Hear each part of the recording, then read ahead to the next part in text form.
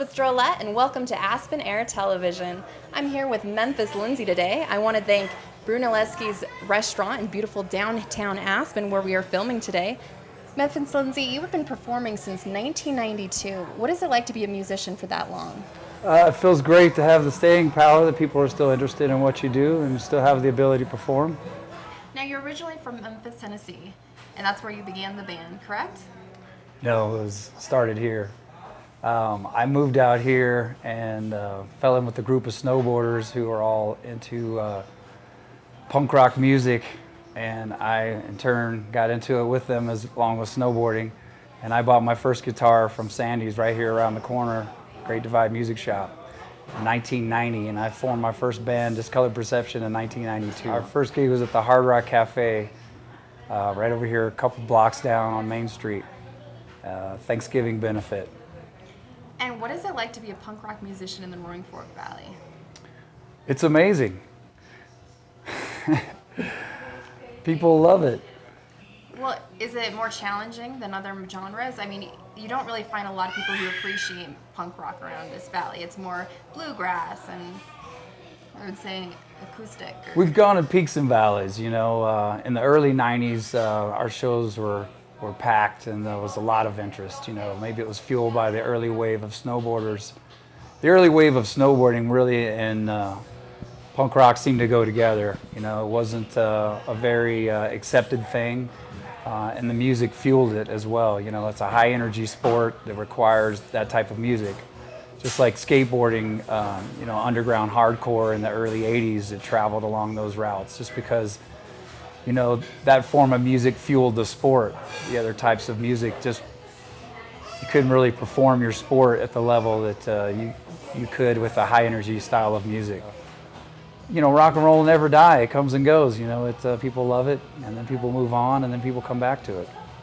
And your music is rebellious by nature. Can you talk more about that? Definitely. Well, the music is rebellious because we've always maintained our independence. You know, I've never signed to any label. I've never, you know, it's always, I've always had a job to maintain the independence of it, you know, for the integrity level of the music. You know, I never had any record company telling me what I could or couldn't do when I go into a studio, which is very liberating. It's also a very difficult path to take because, you know, the economic rewards may not be there, and you have to put in a lot of your own money to maintain, you know, what you love to do. But that's okay for me. You know, I've seen some, you know, older movies back in the day. You know, It Was Always Another State of Mind was a very influential movie on me, where you see like Henry Rollins and Ian MacKaye, they're in there scooping ice cream for Haagen-Dazs, saying, you know, we're doing our music our way. We don't have to, you know, change the way we want to play our music or record our music just because somebody's telling us this will be more commercially viable. And you can, you know, maintain this dream of being on the road and loved by millions. Another important aspect of your music is the importance of the lyrics. You're kind of the Bob Dylan of punk rock. Would that be fair to say? Well, that's a pretty heavy statement. But I mean, what I'm trying to say is that you write music that's important. And yeah, can you talk more about that? Yeah, a lot of, you know, the formulas these days are to find a catchy hook and a catchy melody, throw in a couple woo-hoos in there, maybe even a whistle, and you're off and running for mainstream acceptance, you know. Maybe that's what I've always turned away from. I wanted to write something that was could maybe inspire people, inspire change, or just maybe an observation of social commentary of what's going on in the world instead of maybe just a candy-coated sense of everything is okay and I just want to write songs about chasing girls, or I mean that's okay too. I mean some people do that and they do that very well. But for me, life was always a little more serious, and maybe I've captured that in writing about it. You know, the way I grew up, you know, with my father was a restless football coach, so we moved a lot. So always moving around the country at an early age and having to like always be the new kid. And when they finally did settle in Memphis, you know, it was a very refreshing change for me. So it allowed me to adapt into something that was like, oh, okay, this is a sense of stability. But just, you know, from being a young kid traveling, I got to see a lot of the United States as a young kid in different areas of the country and write about those travels and things. it'd probably be more of a Woody Guthrie approach. That's pretty much where Dylan got most of his take. Woody Guthrie and probably ran with Jack Elliott, if anything.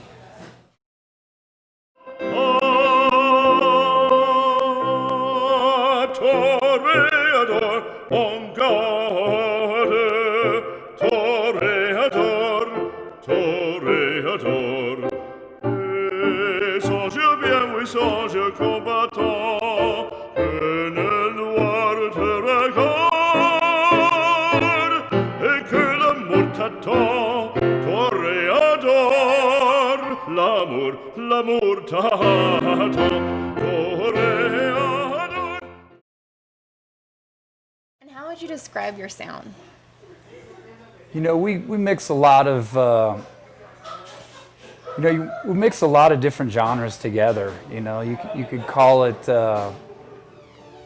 just good old-fashioned rock and roll, really, because rock and roll originally, when it started, was an unaccepted form of music that they thought was going to go away. And those musicians drew from old country, gospel, blues, and Western swing is what they used to call it, and they mixed it into all these different forms, and it became this totally new thing. And then we mixed forms of those old types of music, as well as maybe a lot of the scenes that were coming out of New York City with the CBGB scene. A lot of those bands, I really loved what they were doing, and that was all those bands, none of them sounded alike. You had different bands like the Ramones, you had the Dead Boys, you had the Heartbreakers, all these different bands that had different sounds, and that was conveyed across the pond to England, and what was going on with the early punk movement with the Sex Pistols. And some people would point out that maybe the Sex Pistols album that they put out was just a rockabilly record, just with heavy distortion and more intense political commentary.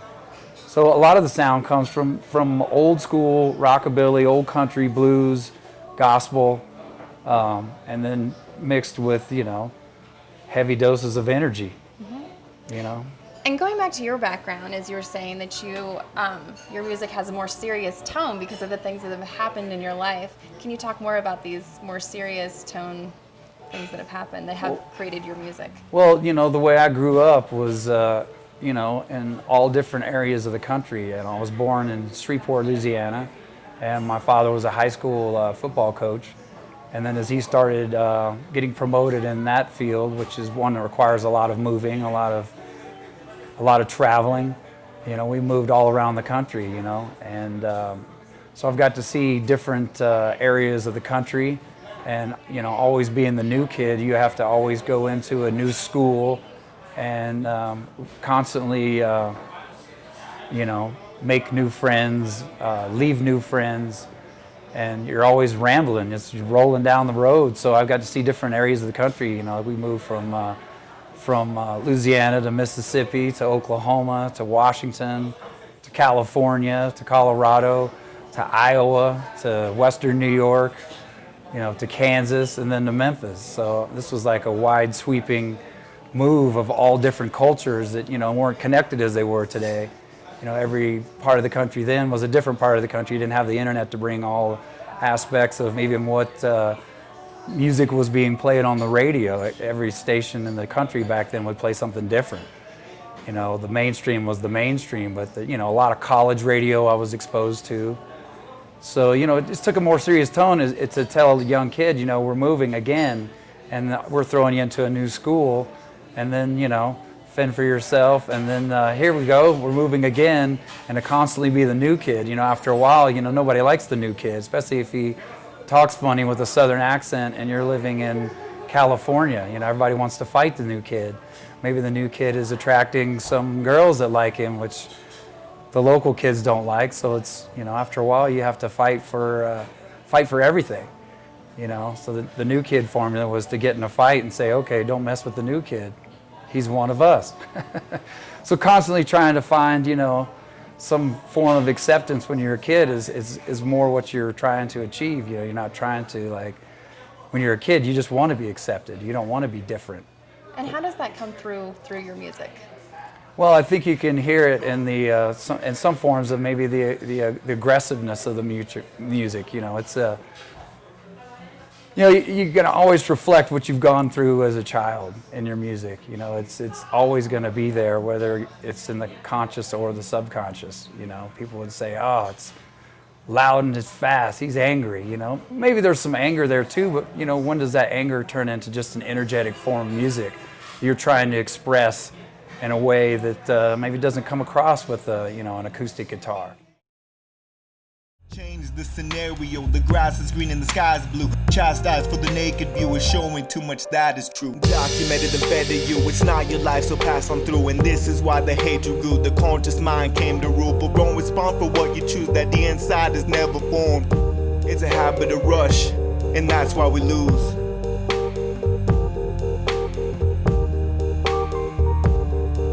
Repercussion lies behind the door, and the password is a confession. Walk with faith, we're passing through. Be wise and only let the best in. Stand up for what our new children are praying and hoping that I will do. Now, you recently got back from Seattle. You were recording with the godfather of grunge, Jack Endino, who recorded Nirvana's first record with them. Tell me how that experience went. It was amazing. You know, I'd been talking to him. You know, he's got a big website, and he has an FAQ page. You know, it kind of directs the Nirvana questions to that page. But there were a couple other records that made me want to work with him.